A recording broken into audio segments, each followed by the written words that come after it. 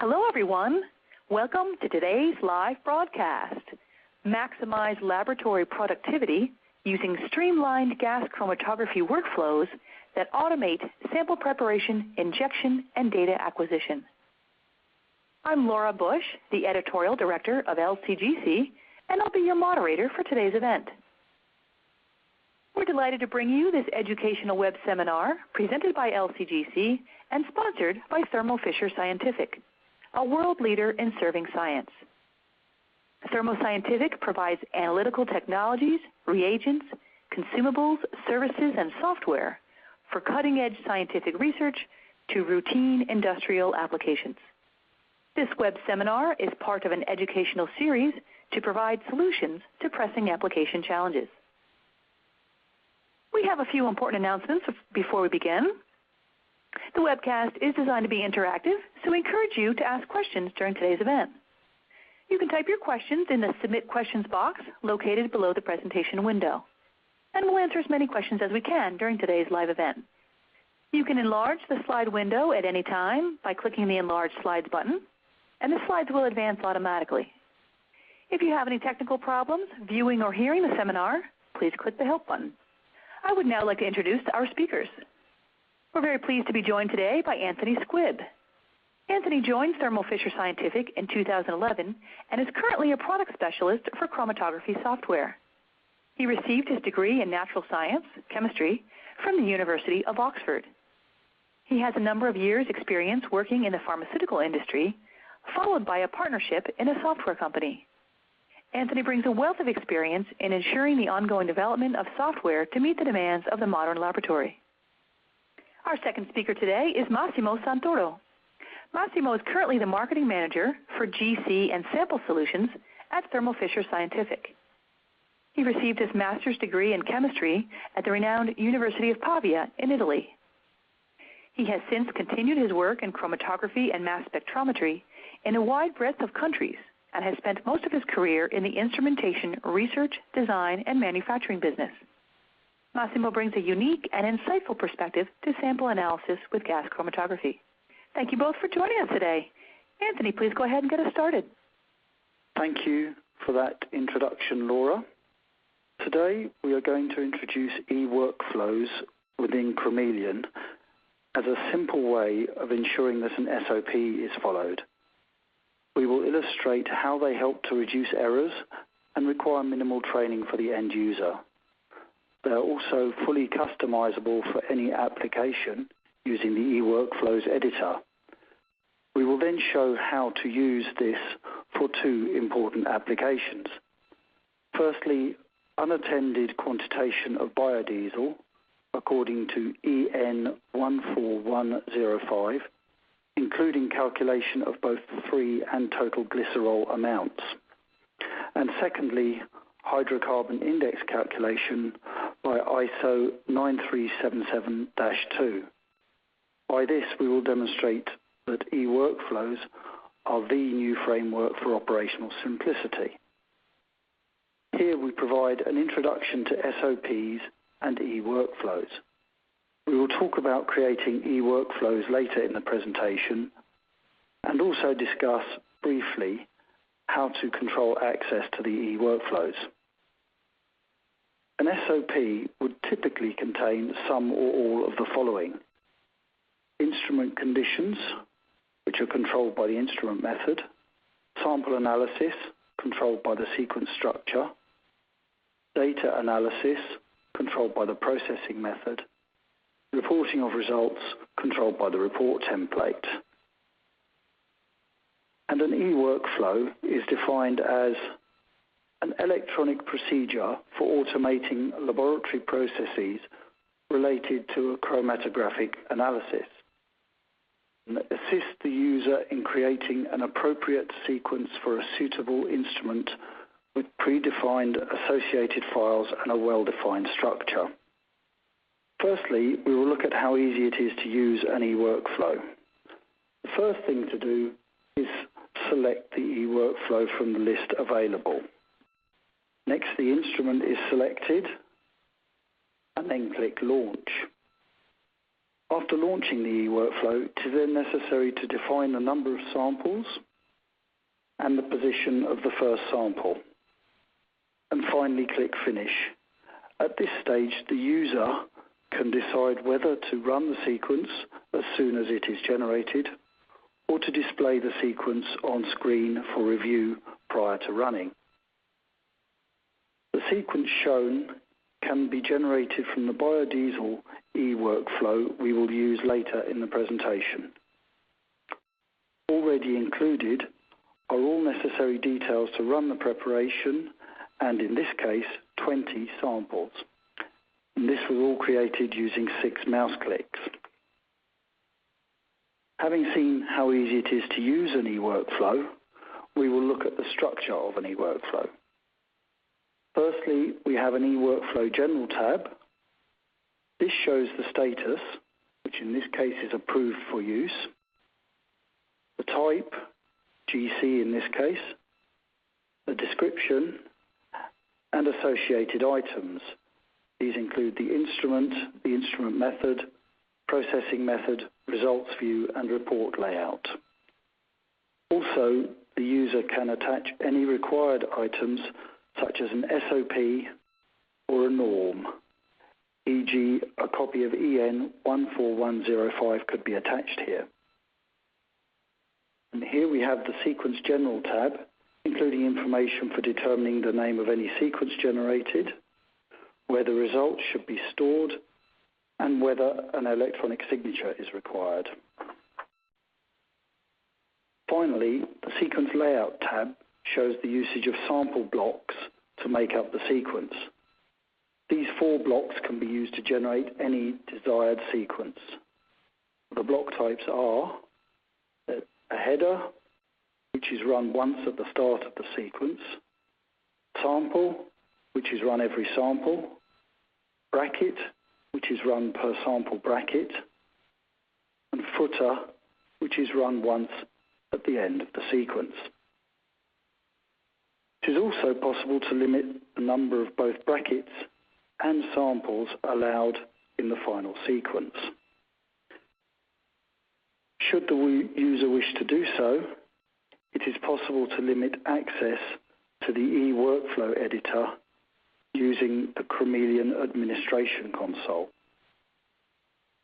Finally, here we show an example of a chromatogram and report generated using an e-workflow. The results seen here are calculated dynamically by Chromelion using the report template in the e-workflow.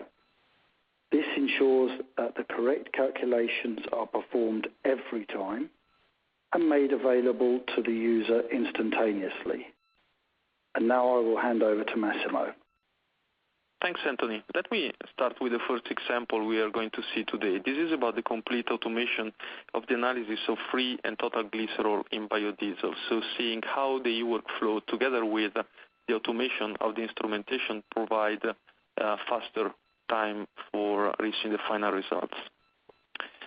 I'm sure most of you are familiar with biodiesel, which is essentially an alternative fuel source made of fatty acid esters. Biodiesel can be used alone and when it's called B100 or can be blended with petroleum diesel. It's interesting to note that both ASTM and EN set quality criteria that are slightly different and are listed respectively into the ASTM D6751 and the EN 14124, which are really comprehensive normatives for all the quality criteria of B100 biodiesel. Today, we are going to be focused mainly on the EN 14105, and we will briefly touch on the ASTM D6584. These two normatives are very, very similar one to the other, and they are the main quantitative quality control methods for the determination of glycerol and glycerides in pure biodiesel. They both refer to free and bonded glycerin content to measure the quality of biodiesel. By free glycerin, we mean the calculation of the glycerin concentration that is a reaction byproduct in the formation of biodiesel, in the production of biodiesel, while the bonded glycerin is the total amount of mono, D, and triglycerides molecule, the total amount of glycerin in those molecules that are present as unreacted material in the final product. It's important to know the concentration of these because both the free glycerol as well as the bonded glycerol can cause, for example, problems to the engines that are operated with biodiesel. As we see for both ASTM D6584 and the N14105, there are a number of steps that the user has to go through in preparing the standards. There is a considerable amount of time spent just for the preparation of the calibration point vials. For each vial, for example, in the EN14105, we have to pipette two different solutions, the first one being the so-called glycerol solution, the other one being the internal standard solution. We have to prepare 4 vials with the volume that we see in the second table, the one that is in the lower part of this slide. So to prepare these slides, to prepare these vials, and to prepare the calibration point, it normally takes about 1 hour and a half, because of the sample, because of the fact that the sample needs to be left to react for about 15 minutes. And on top of this, we have also to consider that we want to make sure there is no cross-contamination in preparing this standard. So there are a number of caution steps that we have to take care of, like using the dedicated syringes or the dedicated pipettes. We have to use various solvents, and we want to make sure that there is no cross-contamination during the standard preparations. If we look then at the upper table, that is the one reflecting the standard preparation criteria for ASTM D6584, we can see that we actually need to prepare a calibration curve made of 5 different points, and in each of these vials we have to pipette 6 different solutions. So again, there is a considerable amount of time that the user has to spend in preparing the standards for calibrating the method. If we now move to the sample preparation, what the user has to do is to weigh 100 milligrams of biodiesel sample directly into 10 ml vial. And then for the EN norm, this person has to add 80 microliters of internal standard into the vial, then 200 microliters of standard glyceride solution, 200 microliters of pyridine, 200 microliters of derivatizing agent, shake the vial, leave it resting for 15 minutes at room temperature, then adding 8 milliliters of heptane to quench the reaction, and finally the sample is ready to be injected within maximum 24 hours.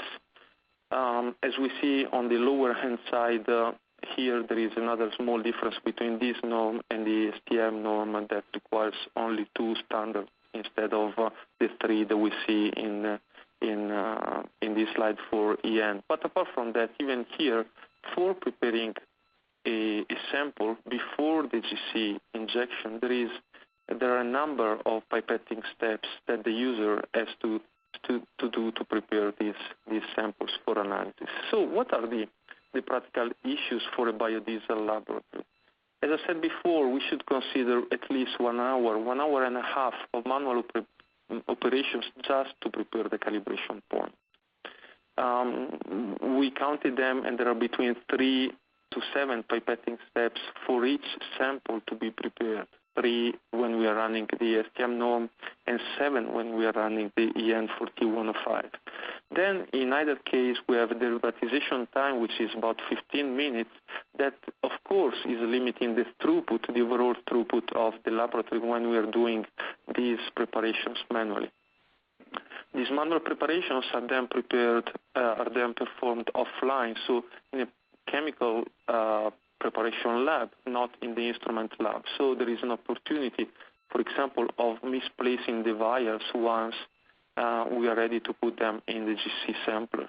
And then let's not forget that these normatives, both of them, they set a number of calculations criteria so that is not only enough to reach, the end of the analysis and have a quantitation report in terms of peak integration, but then we have to do other calculations to finally get to the total concentration of glycerol in the sample. So there is a quite important amount of time that the user has to spend before being able to actually provide the unknown concentration of glycerol in a biodiesel sample.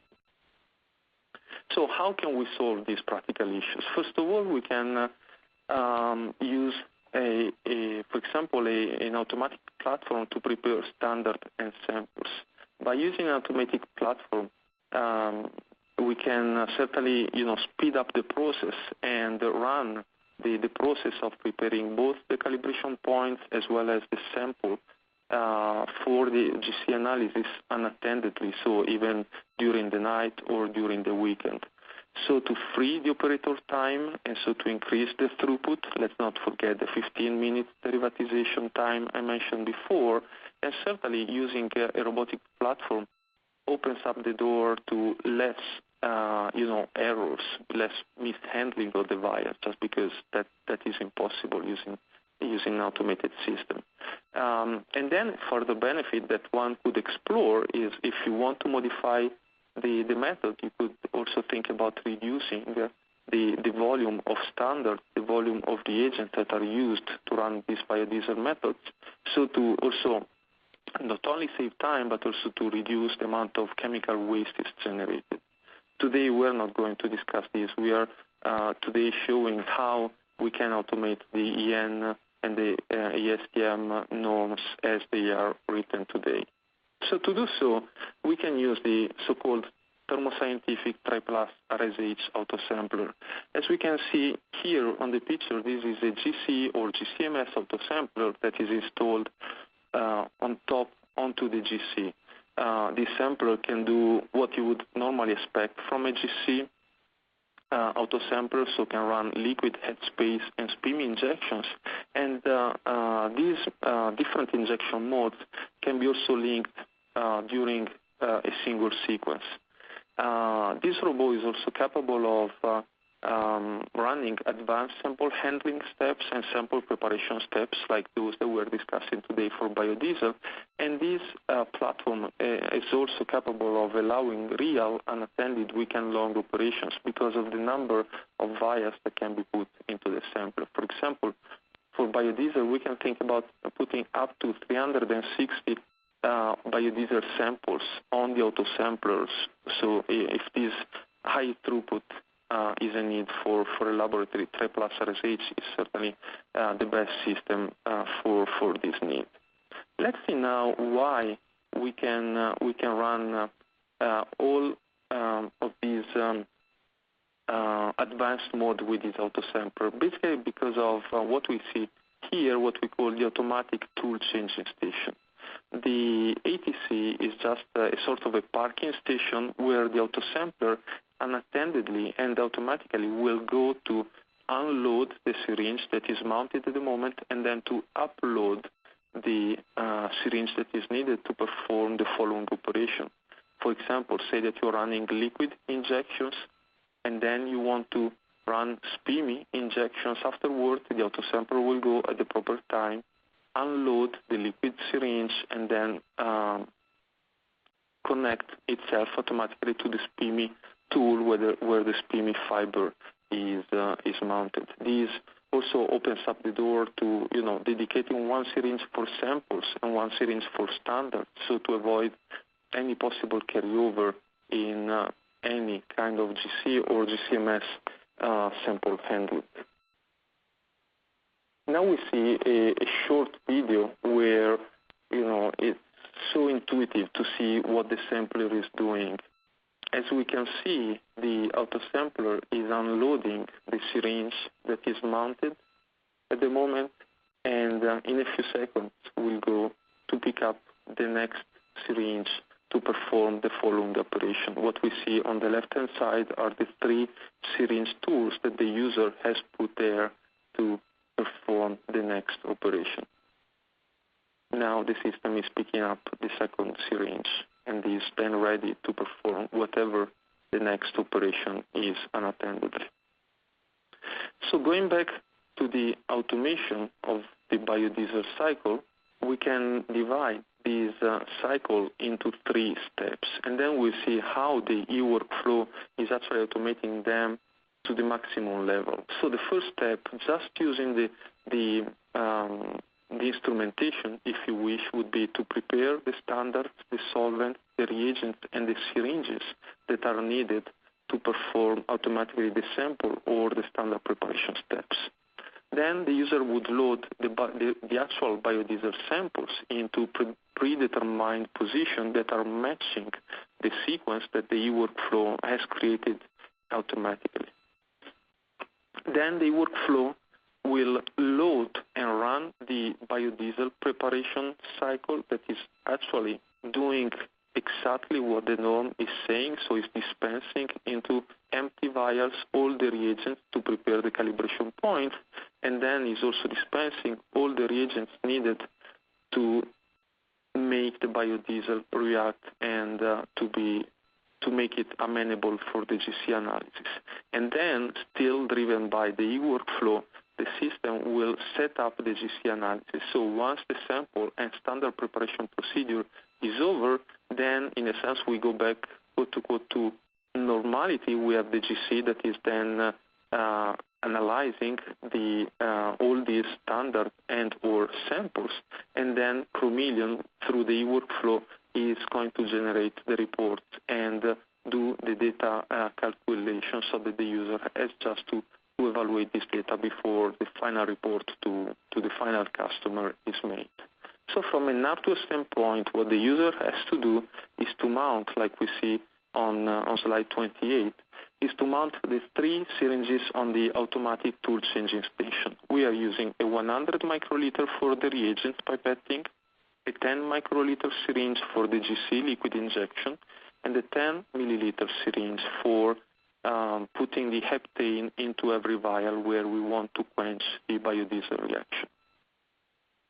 On slide 29, we see that we have to put solvent into what we call the Solvent Station to quench the reaction, as well as to clean the syringes to avoid any kind of cross-contamination. And then we also see on the lower part on the left-hand side, we see also that there is the possibility of connecting a tube to collect automatically the wastes. All the washes that are made can be collected to waste directly. And then finally we have to put empty vials and biodiesel samples into the tray in a very specific manner. We can see this on slide 30, where we're showing how the first set of 15 vials has to be populated. We have, for example, to put into position 1, which is the top red dot, the glycerin stock solution, and just below it, a vial that contains the solvent to clean the syringe after moving glycerin into every vial. Then we have a number of empty slides. Then we have the yellow dot for the pyridine. So we are going to the user has to put pyridine in that vial, position number 4, and then in position number 9, the solvent to wash the syringe after it has moved pyridine into the samples, and then so on and so forth. All the other vials are then used on the autosampler, are then used either to create the target calibration points or to analyze real biodiesel samples. From a CDS standpoint, what we see is that the e-workflow has created, we saw that before with Anthony, has created a software sequence. The only difference between this software sequence and any other sequence is, first of all, certainly the speed in obtaining that sequence like we saw before, and the fact that this sequence now is containing everything that is needed to prepare the sample and the standards, which is the first line we are seeing here. Then all the other lines are the usual sequence lines that we have, one for each chromatograph that is going to be generated. But on top of this, in this sequence, we also have all the calculations that are needed to perform the EN 105 method unattendedly, so that at the end we can get the final report without spending any time also in doing all those calculations. So on slide 33, we see that the triple SRSH is actually just doing what the norm is saying that an operator has to do.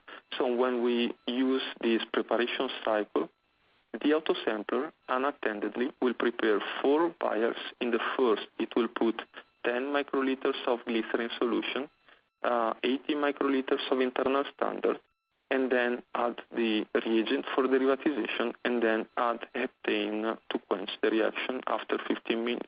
In the second vial, it will add 40 microliters of glycerin and 80 of internal standard, and so on and so forth, like we can see in this slide.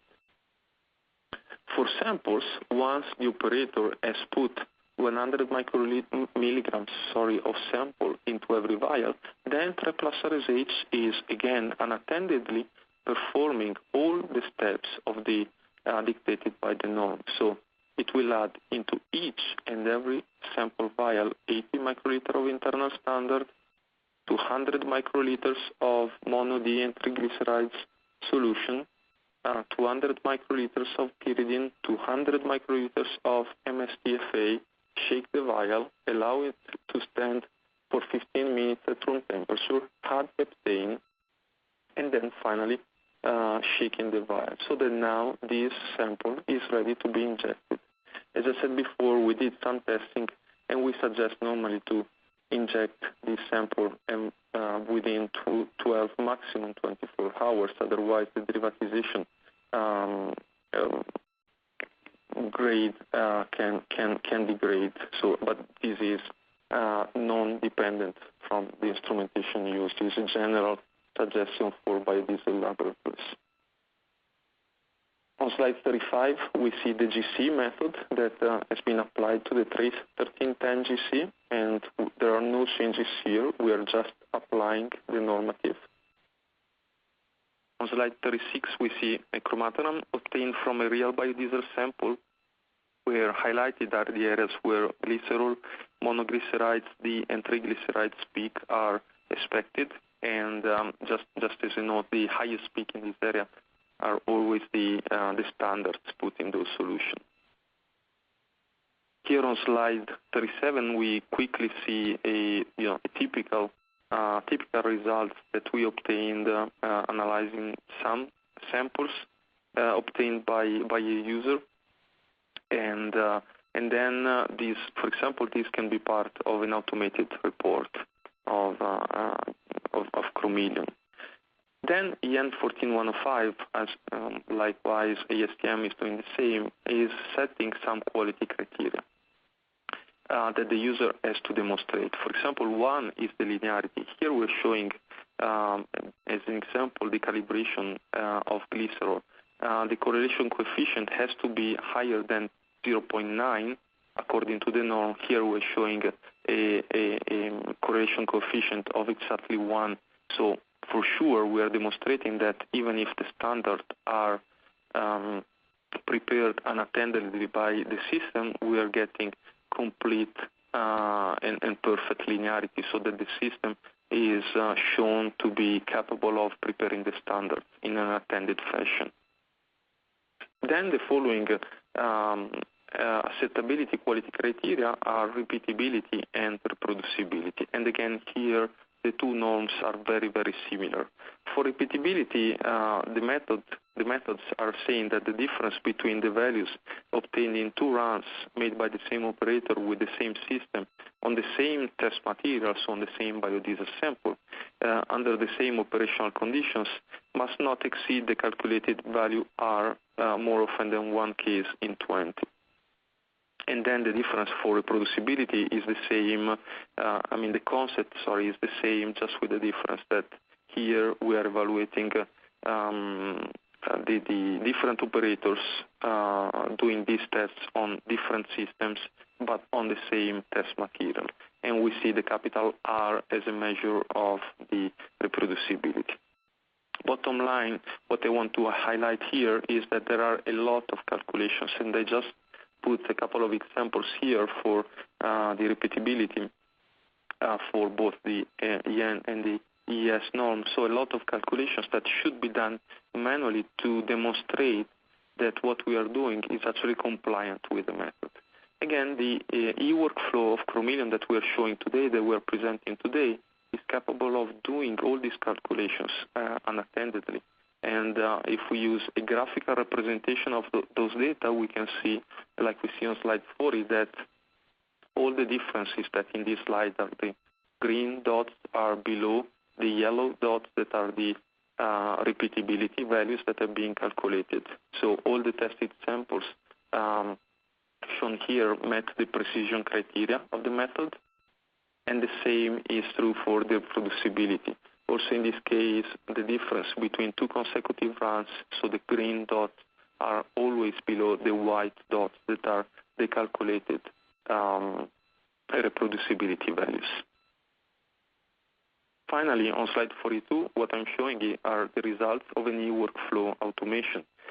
Just as an example, here we have the same sample chromatron we saw before, just with a different graphic. This is an actual report of Chromeleon, and the summary report of a number of samples, different samples run one after the other.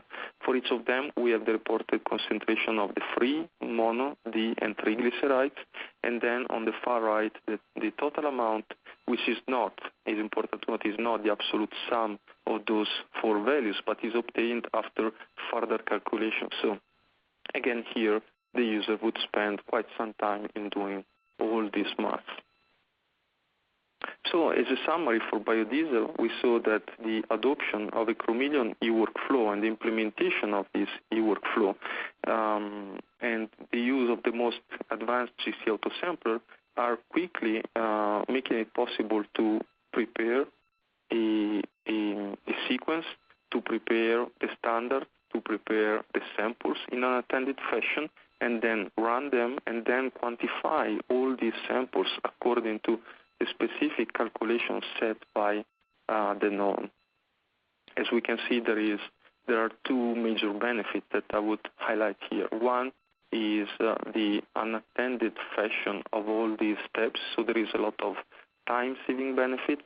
And the second benefit of using the e-workflow for such complex methods is certainly the reduced chance for errors when using e-workflows and advanced instrumentation.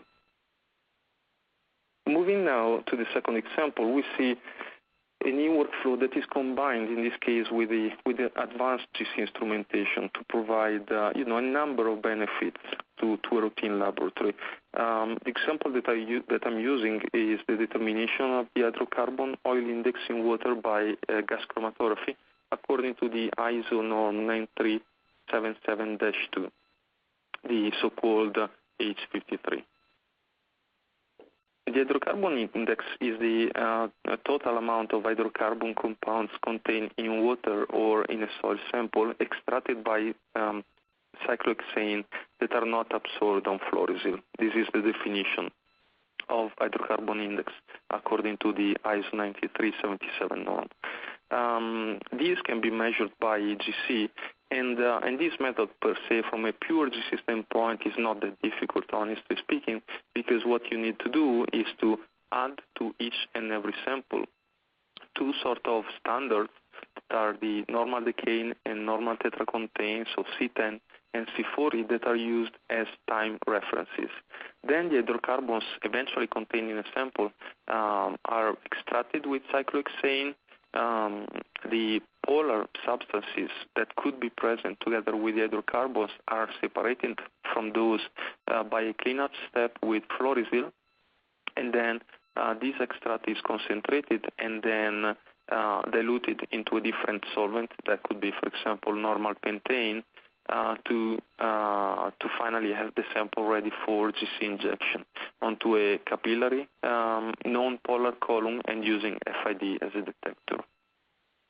As I said before, this method from a pure GC standpoint is rather easy. The challenges can come from the long preparation procedure I just described, from the peak integration parameter that are set forth by the norm and by the reporting of these samples. And then another important factor to consider is that often laboratories running ISO 9377 have a lot of samples to run, and so the maximum automation and uptime are paramount to them. Analyzing these three factors, we start with the integration parameters. As I mentioned before, to each and every vial, we have to add two components as reference for the identification of the hydrocarbon index. So like what we see here on the lines 3, 4, and 5 of these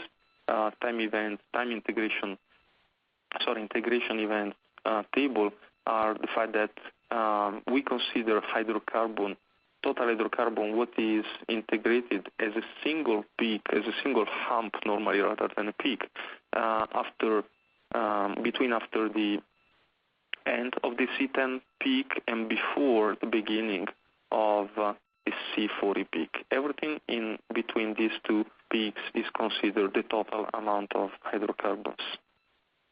We can see an example on slide 47 of a real sample, and so again, that hump between C10 and C40, the area of that hump will be used to quantitate the total hydrocarbon index. And I use calibration factor, for example, for quantitation. On slide 48, we see a typical report that we saw before with Anthony as well, with the concentration of the total hydrocarbons on the right-hand side is actually the only number we see on the right-hand column, because all the other are just used, as information numbers. The concentration is on the far right column. And then to overcome the third challenge for these laboratories, the fact that they have to run a number of samples, we have been using to perform these tests and to further automate these analysis, the new Thermo Scientific Trace 1300 series GC.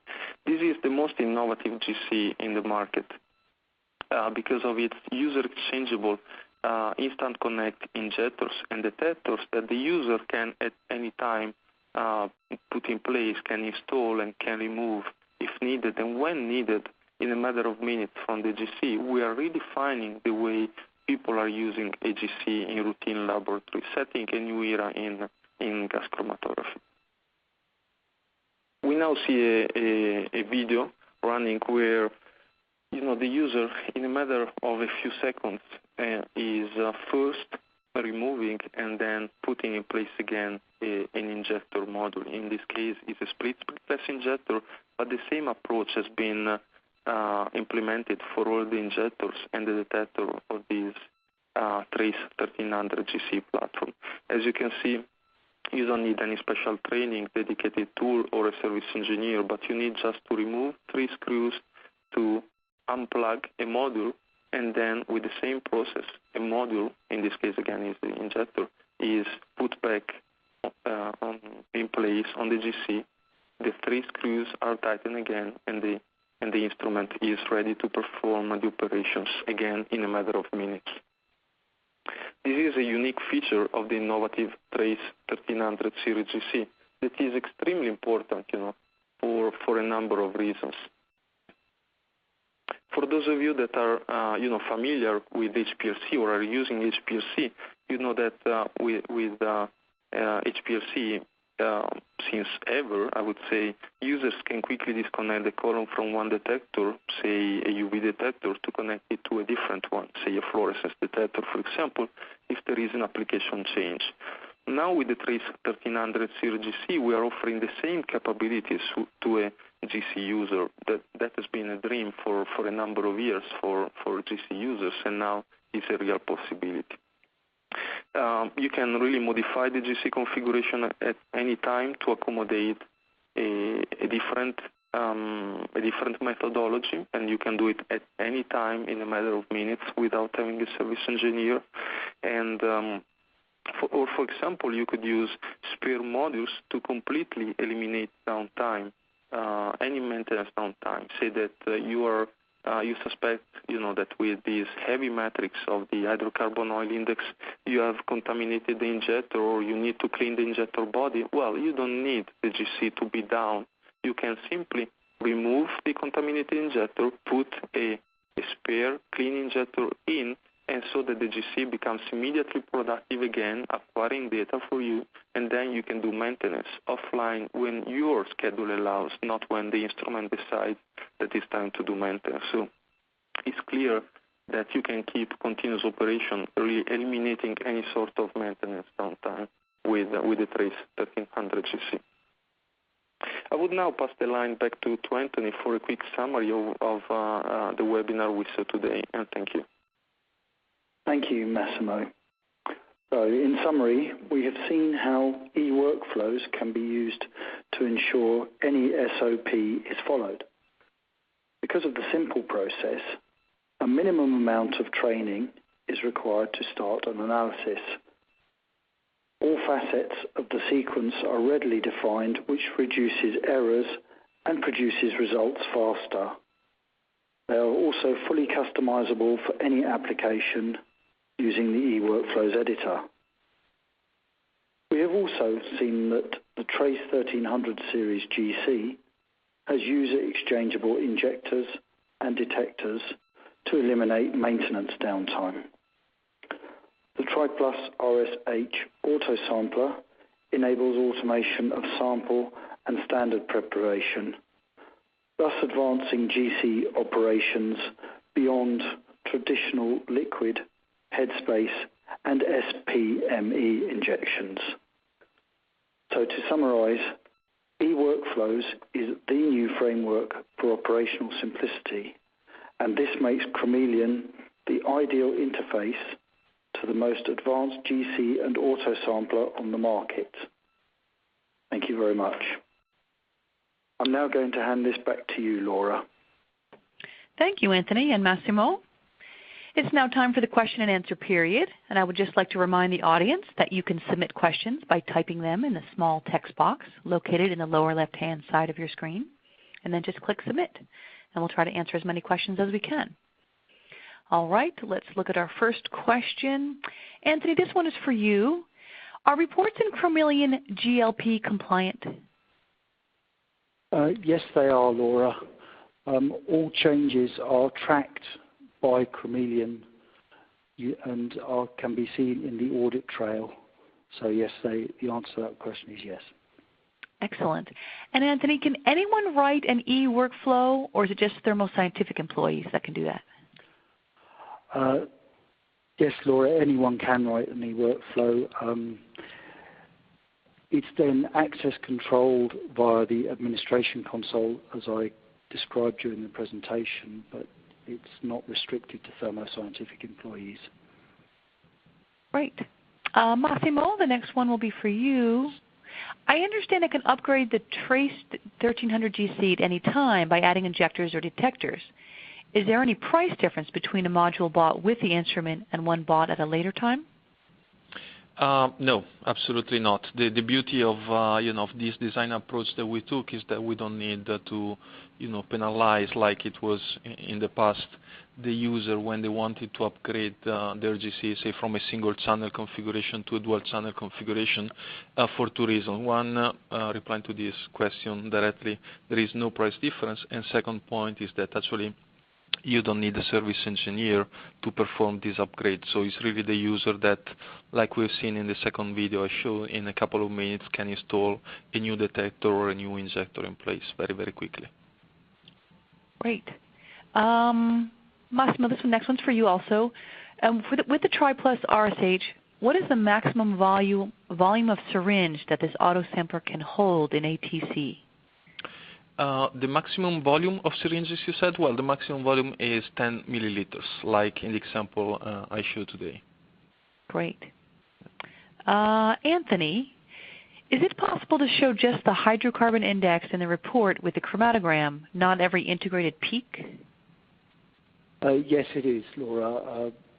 I just showed every integrated peak as an example in the report during the webinar, but it can be easily filtered down to show just the one peak.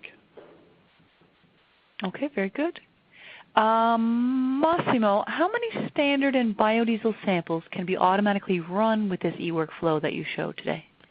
Well, it's really up to the user. Let's say that normally people would run one set of standards, so 4 for the EN method or 5 for the ASTM method, and then all the other would be samples. So we can in totally load up to 360 vials, so we can do the math is around 340 vial positions that are available for samples. Great. Next one, Massimo, can the Tri-Plus RSH vortex rather than shaking? Yes. Vortex rather than shaken, I guess. I should have said that, sorry. Yes, Great. absolutely. Is a choice that the user has to do, and then the instrument will just execute. Great. And what is the function of the backflush? Backflush is one of the capabilities of GCs. I would say, honestly, most of the GCs available today, they have some sort of backflush capability. The Trace 1300 has it very nicely fitting into the injector design. Backflush is the most elegant way, I would say, to normally reduce the runtime and so to have higher throughput while also maintaining normally columns and detectors as clean as possible, because you would get rid of the latter part of a chromatogram backflushing the heavy part of the matrix in a sample. Right. And Massimo, can you show in a practical fashion how much time would be saved by using this compared to a manual sample and standard preparation for ASTM D6584? Well, yeah. I mean, we should do several considerations here. I mean, the real bottleneck of this method are the 15 minutes of derivatization time. And we are not changing that, because otherwise, the method would need a new validation. The user can do it, but we were not showing that today. So I wouldn't really think about using the Tri-Plus RSH to save time, because 15 minutes are 15 minutes, either manually or with the instrument. We respect the timing. We are certainly faster, I would say, in using a robot instead of doing manual operations. There are many other advantages that are, for example, the possibility of making sure that there is no vial misplacing. So certainly using an automated system is about using a less error-prone approach to standard preparation.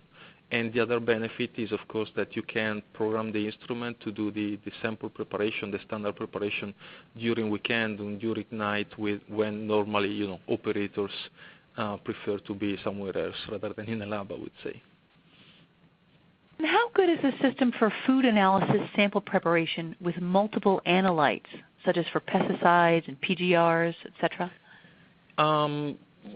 I guess here we are still referring to the autosampler, so the Tri-Plus RSH. Well, I would say there are a number of users adopting this technology in food analysis for just for automating analysis, or really to run a lot of samples, thanks to the high number of vials that can be mounted. But there are also people that are using, for example, the capability of the system to add an internal standard to every vial.